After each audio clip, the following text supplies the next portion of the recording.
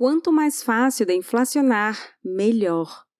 Este é a Visão Libertária, sua fonte de informações descentralizadas e distribuídas. Segundo o senso comum da antropologia e da arqueologia, a humanidade, como nós conhecemos, possui cerca de 300 mil anos. Não é novidade dizer que o estado de natureza do homem é diametralmente oposto à noção russoniana do bom selvagem. A história da humanidade sempre foi uma eterna guerra por recursos e principalmente pela sobrevivência. Evidentemente, o homem foi destinado a uma penitência milenar de escassez, fome e violência extrema no terceiro planeta do Sistema Solar.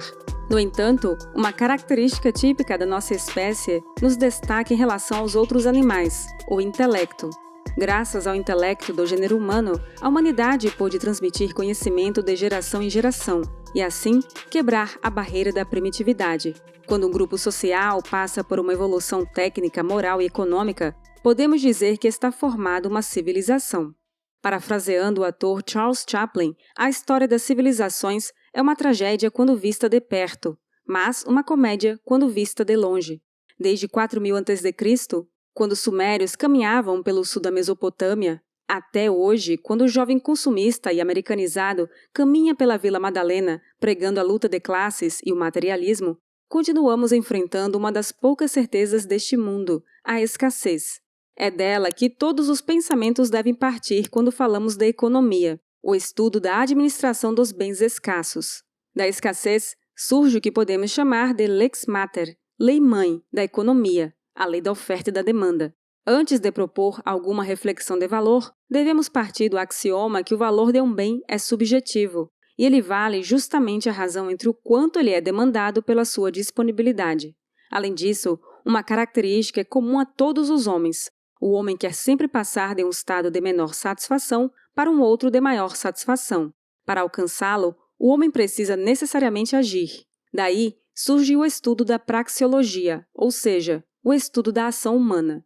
Tanto indivíduos quanto grupos buscam uma melhora do seu status atual e por isso trocam bens e serviços. Chamamos de escambo uma forma primitiva de troca, a qual não possui um bem intermediário. Por exemplo, quando os colonizadores portugueses encontraram os nativos brasileiros, houve trocas voluntárias de bens.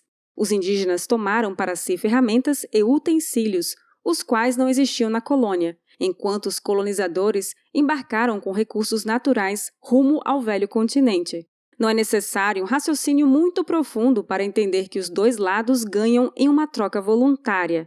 Quando esse tipo de troca é exercido, necessariamente os dois lados enxergam um valor menor naquilo que eles oferecem vis-à-vis aquilo que está sendo oferecido a eles. Com a evolução da civilização, é comum que passe a existir cada vez mais excedente e, consequentemente, mais trocas.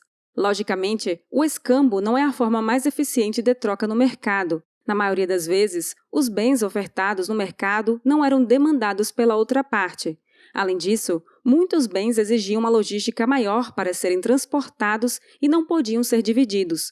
Com as claras limitações do escambo, ficou patente a necessidade de um bem intermediário nas trocas.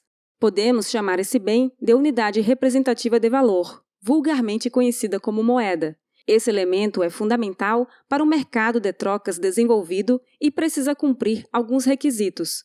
Uma moeda precisa ser divisível, durável e homogênea.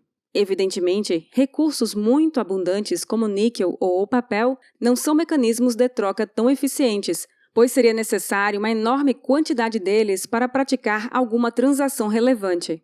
Seguindo a lei da oferta e da demanda, não é possível que algo ridicularmente banal, como um pedaço de papel, tenha valor relevante no mercado. Ao longo da história, vários materiais já foram utilizados como unidade representativa de valor, como o sal e conchas, mas foram os metais preciosos que se saíram melhor na prova do tempo.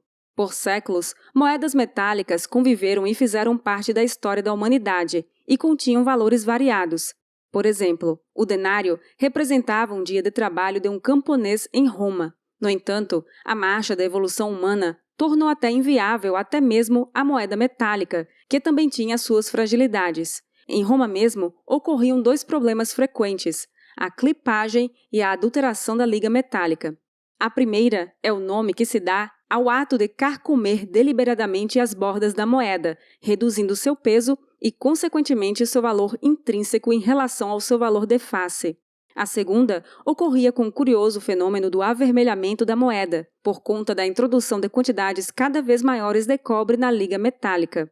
Além desses, o maior problema da moeda metálica é o seu transporte, e por isso foram surgindo artifícios para otimizar as transações. Com isso, surgiu o que chamamos de moeda conversível, que nada mais é que um recibo, normalmente de papel, que representava uma quantidade real de ouro ou prata. Esse recibo poderia ser trocado a qualquer momento, e por isso podemos dizer que havia lastro. A moeda conversível cumpre todos os requisitos para ser uma boa unidade representativa de valor, e foi utilizada massivamente na pujança econômica e social das duas primeiras revoluções industriais. O declínio da moeda conversível é curioso, pois seu desuso só foi possível por conta de duas classes sociais que andam sempre juntas: banqueiros e políticos populistas. O sistema bancário proporciona um artifício que possibilita a alavancagem excessiva e quebra toda a cadeia produtiva, incentivando os maus investimentos e levando a atividade econômica a níveis irreais, tanto de alta quanto de baixa. Chamamos esse artifício de reserva fracionária. Os bancos mantêm apenas uma fração daquilo que foi depositado pelos seus correntistas e, assim, conseguem emprestar dinheiro para mais pessoas a taxas maiores.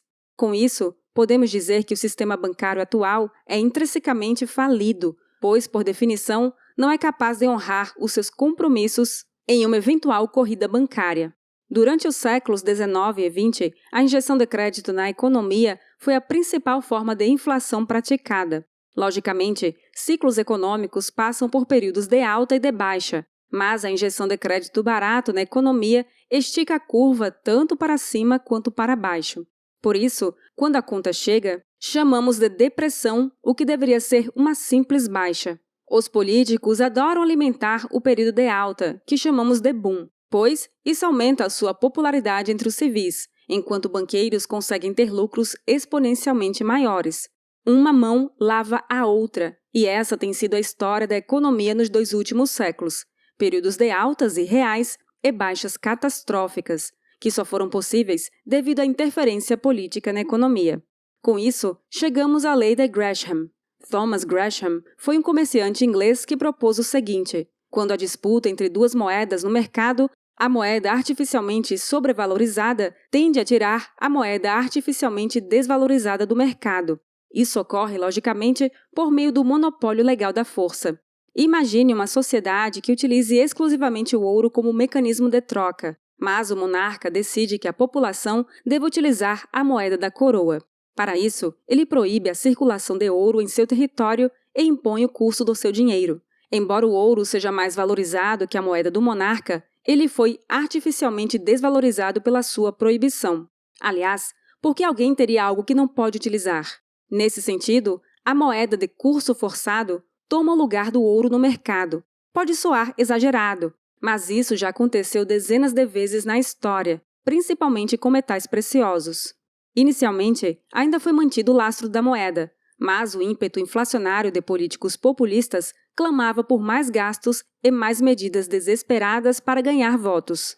Na Segunda Guerra Mundial, apenas os Estados Unidos mantinham um padrão ouro entre as principais economias do mundo. Enquanto isso, o marco alemão, a lira italiana e o franco viam seus valores caírem vertiginosamente. O mesmo aconteceu de maneira mais moderada com a libra esterlina. O último bastião foram os americanos, que abriram mão do padrão ouro nos anos 1970, fraudando toda a economia global com o fim dos acordos de Bretton Woods. Nos últimos 50 anos, o que temos visto são governos cada vez mais expansionistas, com mais interferência econômica, planejamento central e moedas de papel sem valor algum. Será que as crises acabaram, uma vez que os governos poderiam controlar a economia com uma enorme facilidade? Na verdade, não foi isso que se verificou. Desde a abolição do padrão ouro, o que se viu foram grandes crises econômicas em todas as décadas, sem exceção, com destaque para a crise financeira de 2008, que só foi possível graças a mais uma fraude de banqueiros. Com o monopólio da força tão ativo quanto vemos hoje em dia, a qualidade da moeda pouco importa. Na verdade, a relação é justamente o contrário. Quanto mais fácil de inflacionar, melhor. E quem vai pagar a conta vai ser você. Obrigada por sua audiência. Este artigo foi sugerido e escrito por Pepe D'Ambrosio, revisado por Donda e narrado por Baby Yoda. Se você deseja acompanhar nosso conteúdo, inscreva-se no canal e clique no ícone de campainha. Até a próxima!